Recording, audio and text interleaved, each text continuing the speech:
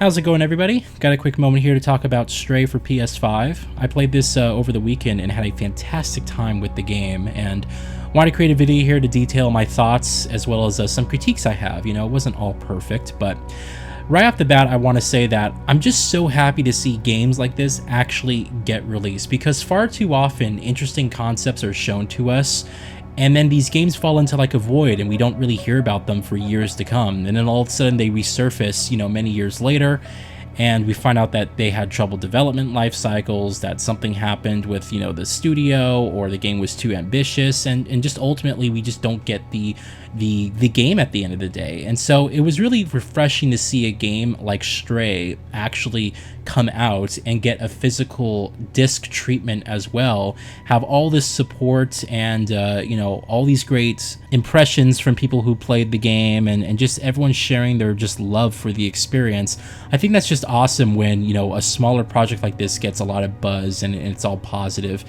And so, you know, Stray's been a game that I've actually been following for quite some time. I first learned about this game on some random Twitter post about 4 or 5 years ago. I saw this video of this cat sort of walking around this futuristic city, and it looked like very hyper realistic at the time, and it caught my attention, most notably because you're playing as a cat. And it's like, how many other games out there have you play as animals? And, you know, I have to say that although that's Stray's main draw here, it's sort of what gives this game its unique identity.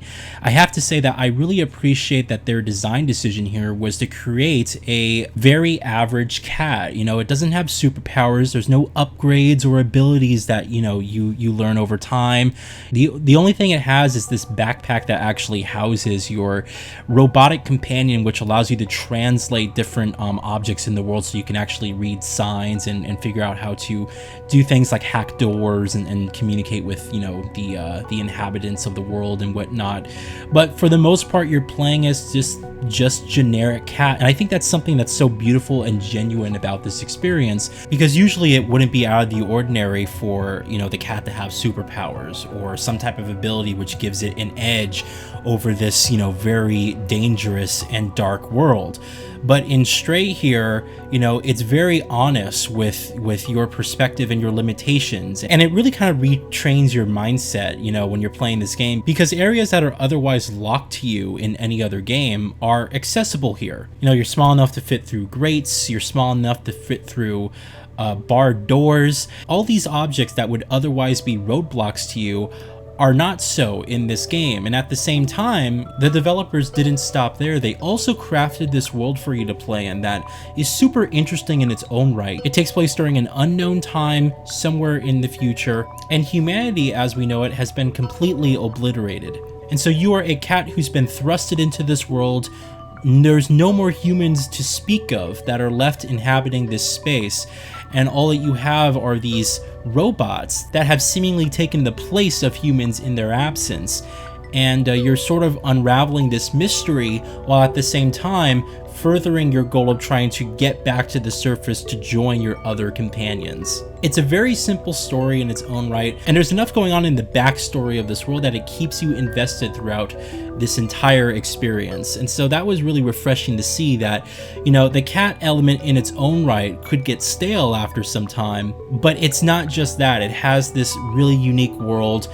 It's very rich with atmosphere, you know, and that's what I love, the visual aesthetic of this game. They did a fantastic job sort of detailing everything. The art direction isn't exactly unique, but it's a really interesting and cool take on a more analog style future that we've seen from, you know, other fantastic sci-fi epics in the past. So as you're playing through this experience, as you're exploring this world, you're going to come across these very cool and unique locations. And there was a number of times throughout this experience that I was completely taken aback by just the depth of these environments.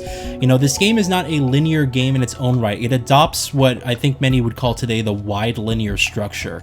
You basically have a set direction of where you're supposed to be going, but along the way, there's a series of different side objectives and different puzzles to solve, and and other stuff to do, so that you're not just going in a straight line to one area. There's actually incentive for you to explore this world. And your reward for doing a lot of these missions comes down to seeing more of the world, as well as collecting these pins, which you may notice that are on the side of my cat's backpack. So there's some small little collectibles goodies in there. You know, it's nothing so deep, it's nothing so complex, but it's not supposed to be.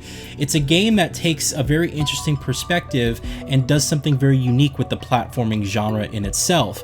And I've said this for a long time, but to me, the platforming genre seems to be one of the very few genres out there that is truly trying to innovate. And this is another platformer that just really captured my imagination. I haven't really had that since I played Death Stranding a few years ago. In addition to this beautifully realized world and just the detail of it all, you have a really incredible and evocative soundtrack. During about the halfway point of this game, I immediately stopped playing and purchased the soundtrack. This score is basically Vangelis meets Solar Fields. It's phenomenal. It's emotional when it needs to be, it's suspenseful when the mood requires it, and most importantly, it's present in the experience.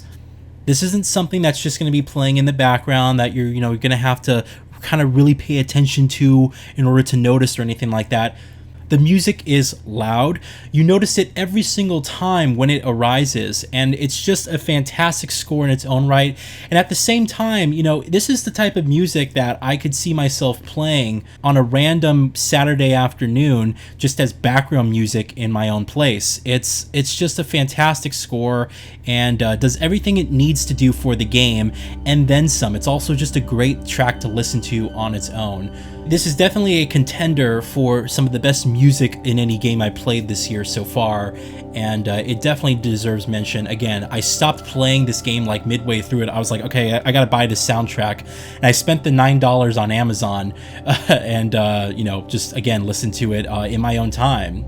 So Stray is just this amalgamation of just really creative and very interesting design, with a fantastic visual aesthetic and an evocative soundtrack.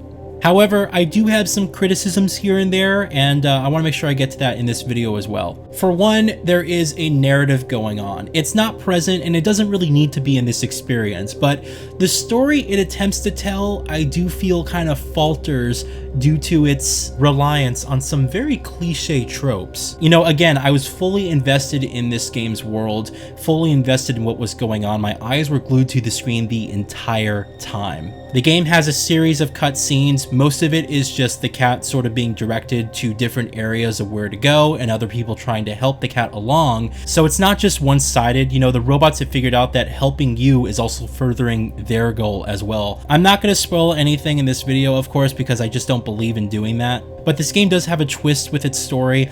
It's kind of a quiet twist, it just sort of happens, and they don't make a big stink about it, which is fine.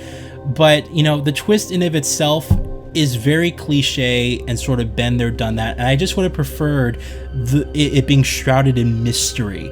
It's really hard for me to explain this without kind of spoiling it going on, but the twist involves a certain character, a certain companion character, and the little thought that's stored in the back of your head is exactly what the twist turns out to be. And so when they did it, I was kind of like disappointed, because I felt like the best moments of this game is when it allows itself to be shrouded in mystery and left to interpretation. That being said, I have to say that the ending moments to this game are very well done, and it's not so much focused on the destination as it is the journey, and I really did appreciate that. I just would have preferred they didn't do the twist involving your certain small companion, and they just would have left that up for interpretation. I thought that would have been a better approach to the style of storytelling that they were going for. Storytelling at the end of the day is subjective.